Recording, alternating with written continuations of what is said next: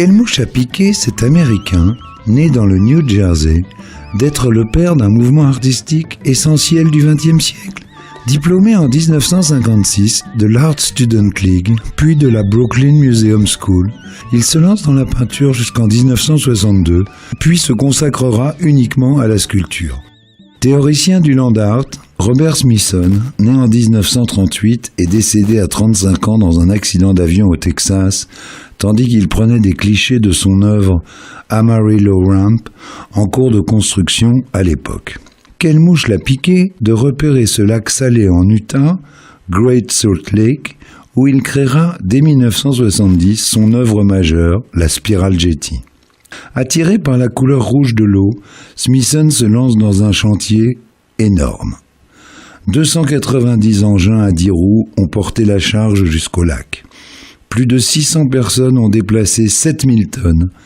Oui, chers auditeurs, vous avez bien entendu, 7000 tonnes de terre et les Caterpillars ont posé les énormes rochers selon les instructions de Smithson. Le résultat est là, 500 mètres de long sur 5 de large.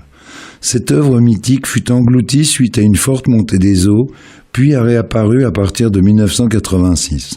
Un beau symbole de la dominance de la nature sur l'homme. Quelle mouche a piqué Robert Smithson de créer ces œuvres gigantesques, aux travaux titanesques, qui sont presque toutes avalées par la nature? Il était super intéressé par l'asphalte, estimait que ce matériau était un piège pour capter l'énergie, et par conséquent, les routes et les autoroutes se transformaient grâce à ce matériau en un lieu de passage, une voie anthropique, permettant un flux permanent de personnes et de biens. Smithson montre un grand intérêt pour les problèmes d'échelle. Toutes ses œuvres supposent un point de vue en surplomb pour pouvoir être vues dans leur ensemble. Il déclare « La taille détermine un objet, mais l'échelle détermine l'art. » Chers amis, chers amateurs, point commun à tous ces talentueux et fous Américains, on ne saura jamais quelle mouche les a piqués.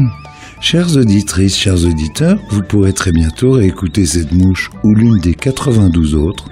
Ce sera incessamment possible en podcast sur le site de notre radio préférée 3D FM.